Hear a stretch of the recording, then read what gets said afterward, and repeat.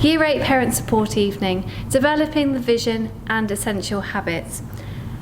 Myself, Miss Hunter, is carrying on as Learning Coordinator for the Year 8s, which is fantastic as I got to know all of them so well in Year 7. The Assistant Learning Coordinator for Year 8 is Miss Stratford, who is new to the Year 8 team, and Mr Hewitson is the Head of Lower School, who also supports the year group.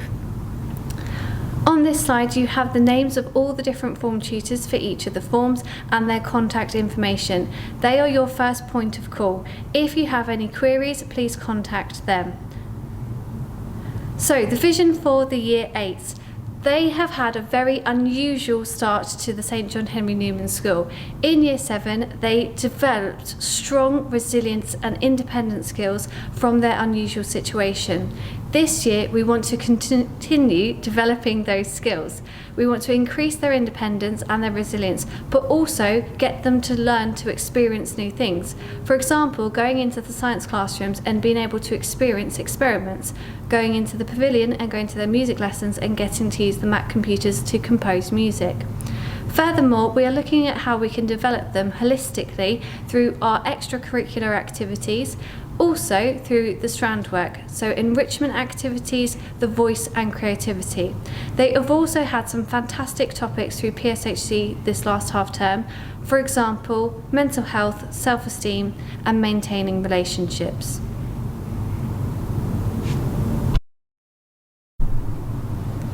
Essential habits for personal development. Mrs Brown, who is in charge of careers, has created 5 essential habits for personal development to help your child achieve their full potential. The first one is reading. We heavily encourage every student to actively read within school but also outside of school.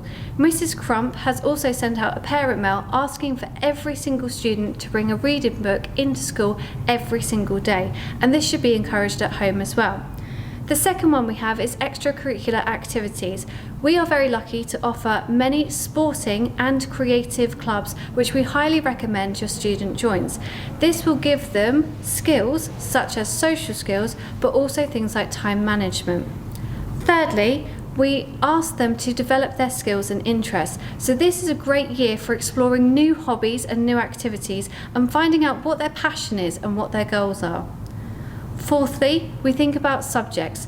Now, even though they're in Year 8, and this is very early on in the journey, towards the end of Year 9, they will get to start to choose their GCSE options. Year 8 is a great year for them to start to thinking about those options and deciding which ones that they believe will be the best ones for them. Finally, 5, career opportunities. It's great for students in Year 8 to start looking at the different potential career opportunities that they may have.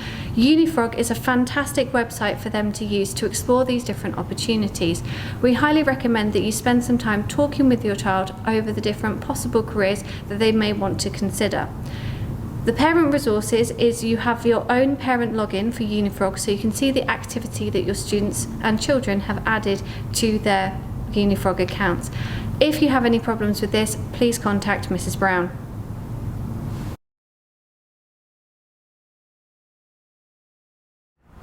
Good evening, my name is Mrs Ince and I'm the Deputy Mental Health Lead at school. I've been asked to speak to you as parents and carers about the support we can offer your child if they are struggling with their emotional health and well-being.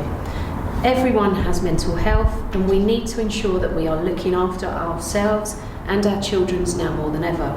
We should treat our mental health as we would our physical health and reach out when we need it. As you can see from the slide, there is the wellbeing team. Looking after our pupils and students' wellbeing in school is not just down to me. I'm fortunate enough to work with an amazing team, and hopefully you recognise someone in the team that you think is someone that your son or daughter can go to if they should need it. The staff support in many different ways. By being on the wellbeing team, sometimes they're called out if a teacher needs to get someone to do a check-in, or they might actually be the ones that are supporting the young people, whether it's group intervention, mentoring and possibly even counselling. And also people like myself, I'll be able to help you make some external referrals if we need some more specific support. So what is wellbeing? I've just put some definitions up really, but the key is finding the balance between feeling good and functioning well. It's important to recognise signs to look out for in your child. We need to understand what is normal behaviour and when signs become more of a cause for concern. I think we all need reassurance as parents and guardians when dealing with teenagers, as I'm sure we can all remember exactly what a minefield growing up can be. I've popped this slide up really just so that you've got a really clear guide as to where you can go to get some support if your son or your daughter is struggling with their mental health. So in school, I'd want to draw your attention really to the form tutor. They really are the greatest first point of call, as they spend the most amount of time with your child every day.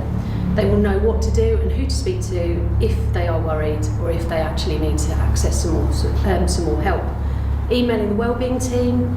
A member of the wellbeing team can come and check in with your son or daughter if you are worried. Staff also use this if there is a wellbeing concern in a lesson, and a member of the team will come to that lesson to see if they can support your child. There is also, after half term, there will be a wellbeing drop-in at break and at lunchtimes. This is run by our recently trained sixth form wellbeing ambassadors. So if your child needs a little check-in with someone who's within the school community, they can come down to the day room to come and speak to those sixth formers.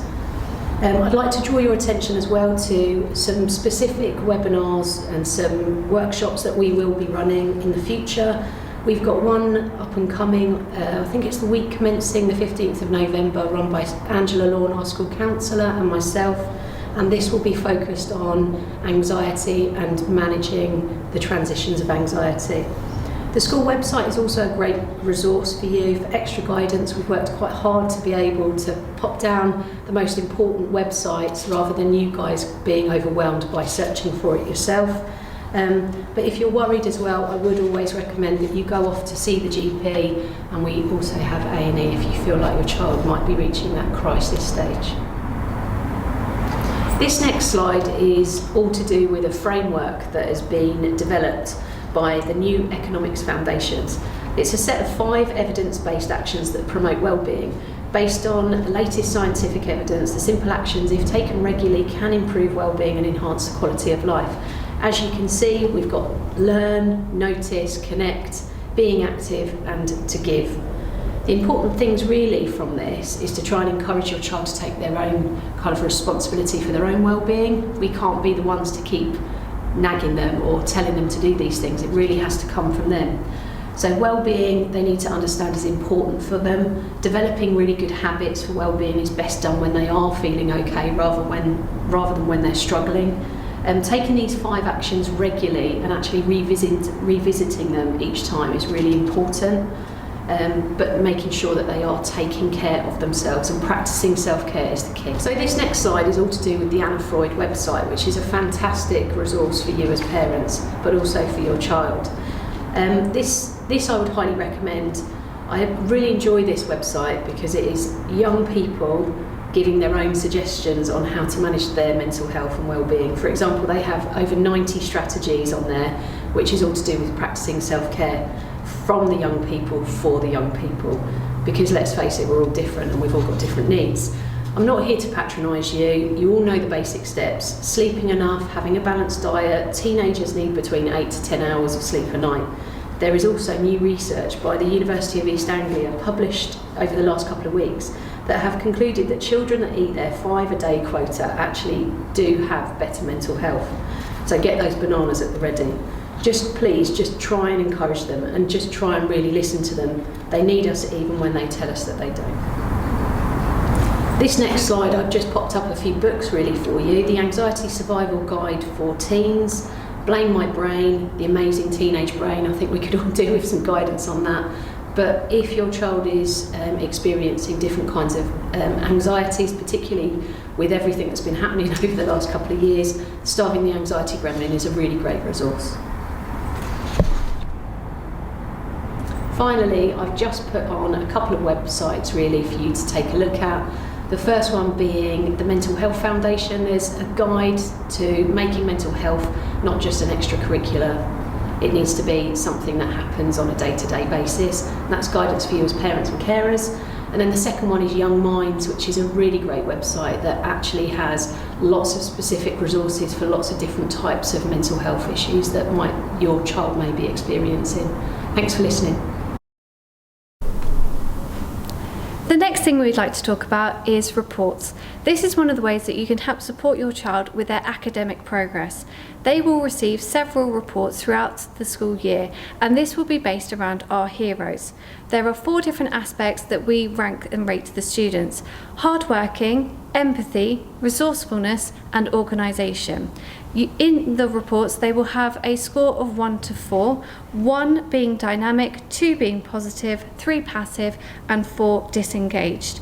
Please have a conversation with your child each time they receive a report. The first one is hardworking. For this, it is a core skill for them to learn and is vitally important for the rest of their academic career.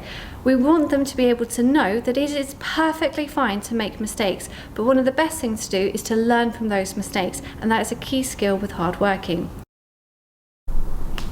The second skill is empathy. With the ability of the students being able to understand different people's perspectives, they will be able to show more empathetic skills and they will be able to be better people. This will help with social situations and other situations as well.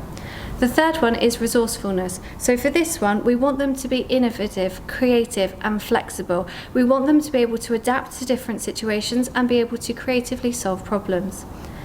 Fourthly, we have organisation. So this is a key skill that they will have been talked about since Year 7. Things like ensuring that they have their books with them, ensuring that they hand homework in on time, and ensuring that they have all the necessary equipment. There is a parent support book which is going to be published to all parents for you to look for further information, guidance and support.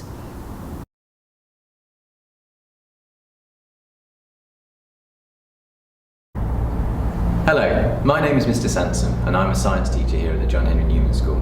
Over the last year I've been looking into ways in which we can help students to improve how they retain the things that they learn in lessons over time. So I thought I'd use this opportunity to talk to you briefly about how pupils can use their time more wisely when studying for an assessment. I've split this up into 5 essential study habits which, if used, will help your child to learn more and retain more over time. The first of these strategies is to identify the key knowledge that needs to be learned. This sounds obvious, but it's all too often overlooked. Students who struggle to revise effectively will often say that their revision involved looking back through their exercise book, but were they able to identify what the important knowledge was? The teacher should provide or direct students to the relevant revision materials such as knowledge organisers, summary sheets, keyword sheets, or pages of the textbook or revision guides. Make sure that you know what needs to be learned, and if you're not sure, ask. The next strategy is rehearsal. Once you've identified the knowledge, you need to spend a small amount of time familiarising yourself with it. When we actively think about something, that information will be transferred from our working memory or short-term memory into our long-term memory. When looking over your revision material, try to do so in a way that means that you are actively thinking about it, such as highlighting keywords, summarising what you've read or mind mapping it, or turn the information into questions that you can answer later. Something that parents could do to support this process could be to look at the revision material with your child, then ask some questions and ask them to use the resource to find the answer. Once they become confident with this, you can then ask them to start answering questions without looking at their resource. At this point, you are moving on to the next strategy, retrieval practice. Once information has entered your long-term memory, if it's not thought about again, the memory will fade and be forgotten. Retrieval practice is the act of recalling learned information from your long-term memory without much support. And every time that information is retrieved or an answer is generated, it changes the original memory to make it stronger. This means the more times that you pull a memory from your long-term memory to your working memory, the stronger that memory becomes, and the easier it will be to call on that memory again in the future. One of the most common misconceptions about how the brain works is that many students think that it works in the same way as a computer.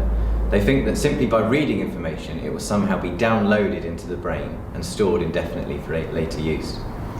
When having conversations with students who are struggling in their studies, the most common answer to the question, "How did you prepare for that assessment?" is, "I read over my notes, sir." While this is better than nothing, reading over notes on its own is one of the least efficient methods of revision.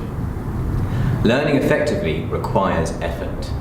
This means The harder your brain had to think in order to remember something or understand it, the stronger the links that will be formed in your long-term memory, and the stronger the memory will become.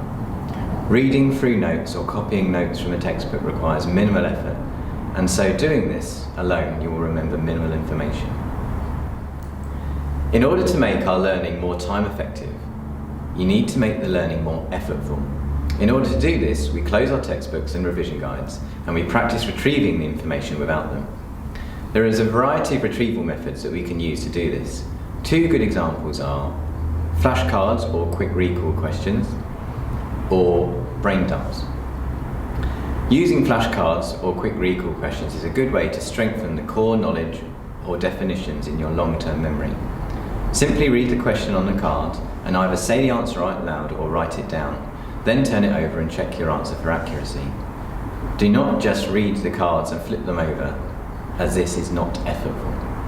An excellent free website that allows you to make your own flashcards or find someone else's is Quizlet.com. You can use them digitally or you can print them off. To carry out a brain dump, you simply choose a small section of a topic and write down everything that you can remember from that section. Then use your revision resource to check that what you've remembered is accurate and if you have missed anything out. The next step is to check for accuracy. It's important that the revision materials that you make for yourself are accurate. When making your own revision questions, make sure that you check the answer that you are learning against the revision materials that the teacher has provided. If you are not sure, ask. When carrying out retrieval activities, always be on the lookout for the things that you don't know. When checking your answers to retrieval questions, make sure that you highlight and revisit any that you got wrong, and keep revisiting until you're able to retrieve them without any help. When checking the information produced in a brain dump, make sure that you correct any mistakes and that you add anything that you missed out. Then try to include these ideas the next time that you do it. Space out the learning. Remember from earlier, the harder your brain had to work in order to retrieve information, the bigger the impact on your long-term memory. Therefore, in order to improve storage strength, the best time to retrieve a piece of information for your long-term memory is at the point when you are just about to forget it. It is often human nature to leave things until the last minute before feeling sufficiently motivated to complete a task, and studying is no exception. But remember the benefits.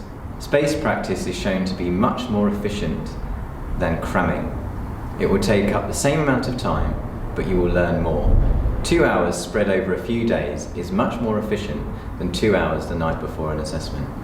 Cramming also often creates stress and impacts sleep. Break up your revision into shorter, manageable chunks. A suitable amount of time will depend on the subject and the content, but around 15 to 20 minutes is a good guide for a Year 8 student. So, how can you support your child as parents? 1.